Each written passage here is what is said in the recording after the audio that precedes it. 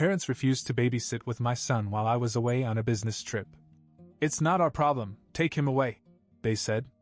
I told them that I refused to pay their bills, and then, when my parents flatly said, "It's not our problem, take him away," I thought I had misheard them. This wasn't some random neighbor. This was my son they were talking about. I never expected my parents, who I'd bent over backwards to support, to treat their grandson like this. I'd always helped them with everything, paying their bills, rent for the garage where they still stored stuff, whatever they needed. But this time they crossed the line. It all started 2 weeks ago when I asked them if they could watch Liam, my 6-year-old son, while I had to travel for work. I don't usually ask them for favors, especially long-term ones, but this trip was crucial and there was no one else. They hesitated, like I was asking them to move mountains, but they finally agreed. I could tell they weren't thrilled about it, but they were his grandparents. How bad could it be? The first few days were quiet. Liam would call me at night and tell me that Grandma made him eat too many carrots, or that Grandpa fell asleep while watching TV. Typical stuff. But on the third day, the tone changed. Liam sounded frustrated, almost sad. He wanted to play, but they kept telling him they were tired. He didn't understand why they were so cold. I thought maybe it was just a bad day, so I told him to hang in there and I'd call his grandparents to check in. That's when things started to unravel. When I called my mom, I expected her to rant about how energetic Liam was. Instead, she said, "We're tired of babysitting. He's your kid, not ours. You need to figure this out." I tried to stay calm, reminding her that they had agreed to watch him for 2 weeks. They had barely made it 3 days. She wasn't having it. "We're old, Justin. We don't need this stress. We're taking him to your sister's today." I was stunned. My sister, Emma, wasn't even expecting this. They hadn't even talked to her about it. It was as if they had dumped my son on her without warning. I was angry, but I knew that arguing on the phone wasn't going to help. I just told them, "Fine. Take him there," and hung up. After that call, I began to think about how lopsided our relationship had become. I've always been the one to go to bat for them. They've never had to ask twice when they need money or ride, or help with something around the house. But the moment I need them to do something important, it's suddenly too much for them. I wasn't going to let it go this time. That night, I sent them a simple text message.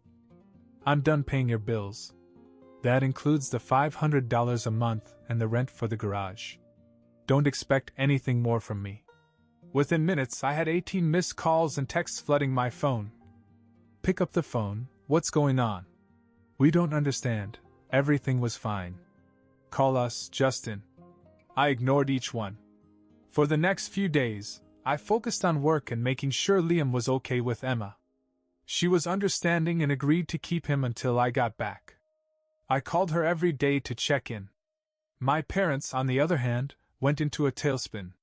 They kept calling and texting, acting confused as if they had no idea why I was cutting them off. Little did they know that this was just the beginning. The next day, I woke up to more missed calls and messages from my parents. I scrolled through the texts half-heartedly, expecting more guilt, but one caught my eye. "Justin, if you don't answer, we're going to have to do something drastic. We need to talk." Something drastic? What did that mean? I rolled my eyes, thinking it was just more manipulation. I was done with her games. Instead of answering, I called Emma to check on Liam. "He's fine," Emma said. "He was building a fort in the living room when I left for work." "But listen, Justin, Mom and Dad showed up unannounced this morning." "What? Why?" I asked, tensing up. "They didn't say much. They just kept asking me what was wrong with you." Dad acted like they were the victims of some big misunderstanding. Of course they were. I muttered. They love playing that role. "Yeah, but here's the weird part," Emma continued. "They brought a bunch of stuff. Old boxes, tools, like they were planning on staying here for a while. Mom casually mentioned something about needing space to figure things out. That threw me off." "You're kidding. They're moving in with you." Emma let out a sharp laugh. Oh, hell no. I told them they weren't staying here. They got mad, but eventually they left. I thought you should know. Something feels wrong. Great. Now they were escalating things. I had no idea what their endgame was, but I wasn't about to get dragged into their drama. I went about my day, keeping my phone on silent. But later that afternoon, I got a call from a number I didn't recognize. It was a lawyer's office. Mr. Justin Harrison? The voice asked. I'm contacting you on behalf of your parents regarding a financial arrangement they're concerned about. They claim they are financially dependent on you and would like to negotiate terms. I almost laughed. Wait, are you telling me that my parents have contacted a lawyer to force me to continue paying their bills? There was a pause. I'm just relaying the information, sir. I suggest you discuss this with them directly. I hung up without another word, my mind racing. I couldn't believe it had come to this. Were they seriously trying to make a legal case out of me cutting them off? And for what? Because I wouldn't babysit their feelings anymore. It was surreal. I decided to confront them directly. I called my dad and didn't bother with pleasantries. I just got a call from a lawyer. Would you like to explain? His tone was casual, as if nothing was wrong. Oh, that? We just thought maybe if we talked to someone you'd come to your senses. You're being unreasonable, Justin. You've always helped us. Why stop now? Unreasonable? I shot back. You're trying to blackmail your own son because you didn't want to look after your grandson for 2 weeks. Do you hear how crazy that sounds? We're not blackmailing you, he said defensively. But we're struggling here. You've been paying these bills for years. We depend on it. Maybe you should have thought about that before you decided to ditch Liam and dump him on Emma without even asking her. I said, I'm done. I'm not paying for anything anymore. You can't just cut us off like that. He argued. We're your parents.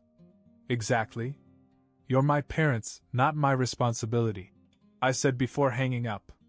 Later that evening, Emma called again, sounding more amused than upset. You're not going to believe this. Mom and Dad came back to my house. They were standing on my porch with lawn chairs when I got home and said they wouldn't leave until I called them. I told them to go back to their apartment, but you know how stubborn they are. I shook my head, annoyed but somehow impressed by their determination. Wow. They're really pulling out all the stops. Oh, it gets better, she said. I told them you could call them back when they stopped acting crazy.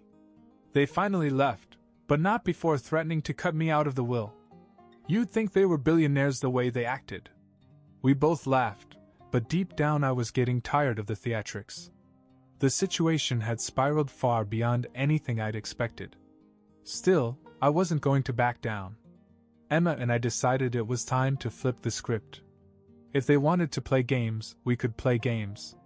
What they didn't know was that we were about to give them a taste of their own medicine. I came home 10 days later and went straight to Emma's house to pick up Liam. He was thrilled to see me and jumped into my arms as soon as I walked through the door. Emma filled me in on the last few days, including my parents' bizarre antics, random visits, more guilt trips, and a dramatic claim that family bonds are being torn apart. Typical. They're desperate, she said as we sat in her kitchen. They even tried to play the sympathy card with me, talking about their failing health. Funny how their health only declines when their wallets do, I replied. We shared a knowing look. Emma had been through her share of battles with them, too. Most of the time they didn't take her seriously, probably because she wasn't supporting them financially like I was. But now that their cash flow had dried up, they were looking for any leverage they could find. After spending some time with Emma, I took Liam home. I wanted him to feel settled after all the chaos. He seemed fine, but I could tell he had picked up on some of the tension. Are Grandma and Grandpa mad at us? He asked from the back seat. I looked at him in the rearview mirror. They're just upset because I made a decision they didn't like. But don't worry about it. It's not your fault. He nodded quietly, but I could tell it was still on his mind. The next morning, the calls began again. I ignored them at first, But after the sixth one, I finally answered. Justin. My mother began, her voice overly sweet. We just want to talk. You can't keep shutting us out like this. What's there to talk about? I said. You've made your decisions and I've made mine. I'm done paying your bills. End of story. Don't be like that. She pleaded. You're putting us in a really tough spot. We've been struggling since you cut us off. Your father has chest pains from the stress. Really? Chest pains? I asked skeptically. Do you know what causes chest pains? Maybe trying to make your son feel guilty when you're perfectly healthy. Justin, she snapped, dropping the sweet tone. This isn't a joke. We raised you, and this is how you repay us? Raised me? Emma and I practically raised ourselves. I said. You only show up when you want something from us. And now that I'm not your bank, I'm suddenly the bad guy. We're a family, Justin. Families support each other. She said. Exactly. And where was your support when I needed you to look after Liam? You couldn't handle 3 days of babysitting without throwing a tantrum and dumping him on Emma. There was a silence on the other end before she finally said, You're being unfair. We're old. We have limits. And so do I. I said. I'm not going to argue about this anymore. We're done. I hung up the phone and turned it off. I was done playing their games. Over the next few days, they tried every tactic in the book, calling Emma to complain, leaving messages about ungrateful children, and even sending me a letter saying they would never forgive me if I didn't change my mind. Emma and I laughed it off, but we both knew they wouldn't give up that easily. Sure enough, a few days later they tried one last trick. They showed up at my house unannounced. I opened the door to see the two of them standing there, looking tired and exhausted. We just want to talk, my father said. I sighed and let them in, even though I wasn't in the mood for another guilt session. They sat on the couch, fidgeting like children who'd been caught misbehaving. We've been thinking, my mom began, and we realized that we may have been a little harsh. A little? I raised an eyebrow. We've been stressed, Justin. She continued. But we don't want to fight anymore. Let's work something out. Maybe we can compromise. Compromise? I repeated. You mean you want me to start paying your bills again? No, she said quickly. Just maybe help with a few things here and there. We're not asking for much. I stood there for a moment, watching her squirm. I could see through the act. They were trying to play nice, hoping I'd give in. But I wasn't going to fall for it. I'll think about it, I finally said, knowing full well that I had no intention of giving them a dime. They left soon after, clearly unhappy that they didn't get what they wanted. Emma called me later that night and laughed when I told her what had happened. They really think they can sweet-talk you back into paying? She said. They're unbelievable. Yeah, well, they're about to learn the hard way that I'm done being their ATM. I replied. This time I stood my ground. A few days later, my mother called again. This time her tone was softer, almost regretful. Justin, we've been thinking a lot about everything. We want to apologize for real this time. We were stubborn and we're sorry for the way we treated you and Liam. I was silent for a moment, trying to figure out if this was another trick. We're inviting you and Emma over for dinner. She continued. Just the four of us. No pressure, no arguments. We just want to work things out. I hesitated, but figured maybe they had finally come to their senses. Besides, it couldn't hurt to give them one last chance. Emma was skeptical when I told her, but she agreed to come with me. If they pull any more stunts, I'm done, she warned. We arrived at her house that evening. The smell of baked chicken and mashed potatoes filled the air, a classic family dinner. For a moment, it almost felt like old times. Liam was staying with a friend, so it was just the adults. My mom led us to the table, smiling in a way that felt a little too rehearsed. We're so glad you both came, she said, setting down a plate of food. My dad chimed in. It's been too long since we had a nice family dinner like this. I could see that Emma was already looking at her sideways, not buying the act. Still, we went along with it for the moment. We made small talk about work, Liam's school, and other superficial topics. For a while, everything seemed normal until it wasn't. Halfway through dinner, my dad cleared his throat. "So, Justin, we've been having some real trouble lately.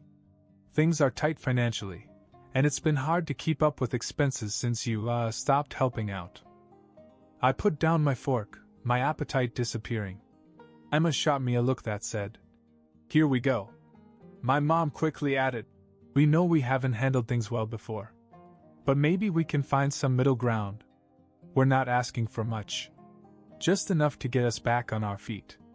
Maybe you could pay the garage rent again?" I took a deep breath and tried to keep my cool. "Are you serious? You invited us here just to ask for money again?" No, my mother insisted, waving her hands. "We also wanted to apologize. But we need help, Justin. You know how hard this has been for us." Emma snapped before I could. "Oh, come on. You're not sorry. You just want to guilt us into paying your bills again. That's exactly why we didn't trust you in the first place." My dad scowled. "You don't understand, Emma. You've never been responsible for this family the way Justin has. He knows how important it is to keep things running smoothly." Emma leaned forward, her voice sharp. "Don't you dare pull that crap on me. Just because Justin helped you doesn't mean you get to use him like your personal bank. We're not kids anymore, and you don't get to manipulate us. You think you're better than us now?" My mother shot back. "We have sacrificed so much for both of you. And now you're turning your back on us?" I stood up and shook my head. "That's exactly why I'm done. You just see us as your meal ticket. We came here thinking you actually wanted to fix things, but all you care about is money." "Justin, wait dash." My dad started, but I cut him off. "No. We're done here."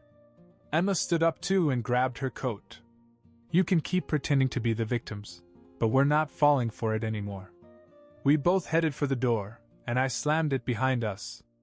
As we walked to the car, Emma let out a frustrated laugh. "Unbelievable. They really thought we'd just give in." "They always do," I said. "But not this time." For the first time in a long time, I felt like we were finally in control. They could try all the manipulation they wanted, but we weren't going to let them win. For a while after that dinner, things were eerily quiet. I thought maybe my parents had finally gotten the message. But of course that was too good to be true. About a week later, I received a message from my mother. It was long and rambling, full of passive-aggressive lines like, "Since you and Emma don't value family anymore, we have no choice but to make some hard decisions." She went on to say that they were considering cutting us both out of the will. They wanted to make it clear that if we didn't come to our senses, we would inherit nothing when they were gone. I couldn't help but laugh. It was so typical of them to think that money would make us crawl back. I called Emma to tell her, and she cracked up too. Wait, she said between laughs. "You mean the same? Well, that probably includes her collection of old furniture and Dad's broken tools?" "Oh no, what will we ever do without those riches?" "Exactly," I said. "It's all just more manipulation. They're running out of ways to control us. Let them write us out," she said. "It's not like they ever cared about us as people. They only care about what we can give them." After that, neither of us bothered to respond to her threats. For the next few weeks, they kept trying to reach out, sending texts like, "It's not too late to make things right," and "Family is forever." But when they realized we weren't biting, the messages finally stopped. And just like that, they gave up. No more calls, no more texts. It was weird at first, but honestly, it was a relief. I'd spent so much of my life tied to their expectations, constantly sacrificing my own needs to keep them happy. Now, for the first time, I was free to live my life on my own terms. After that, things started to look up. Work went well, and Liam seemed happier. Emma and I grew closer than ever, supporting each other without the burden of our parents. Then something unexpected happened. I met someone, Tessa. She was smart, down to earth, and kind in a way that felt refreshing after all the chaos I'd been through. We met at a mutual friend's party, and it didn't take long for us to hit it off. The best part? Liam adored her. He'd been nervous about me dating at first, but Tessa made him feel comfortable right away. She played board games with him, helped him with his homework, and even took him on little adventures to the park. It wasn't long before he started calling her his favorite adult friend. One night after dinner, Liam asked me, "Do you think Tessa could be my new mom someday?" At first, I didn't know how to answer. His biological mother had left our lives years ago. She had moved on, built a new life for herself, and barely kept in touch with Liam. I'd done my best to fill that void, but I knew he wanted more. "I don't know, buddy," I said gently. "But I think Tessa really cares for us. Let's just see what happens." He nodded, smiling as if that was enough for now. Over time, Tessa and I grew closer and I started to see a future with her. Life wasn't perfect, there were still challenges to deal with, but I finally felt like things were moving forward in a healthy way. Liam had stability, Emma had her freedom, and I had peace of mind. As for my parents? Well, they stayed calm. They'd made their choice, as had I. I didn't need their approval or their inheritance. I had my family now, the one I had built for myself. And that was more than enough. And that's how Justin's story ends. No more drama, just a clean break and a fresh start.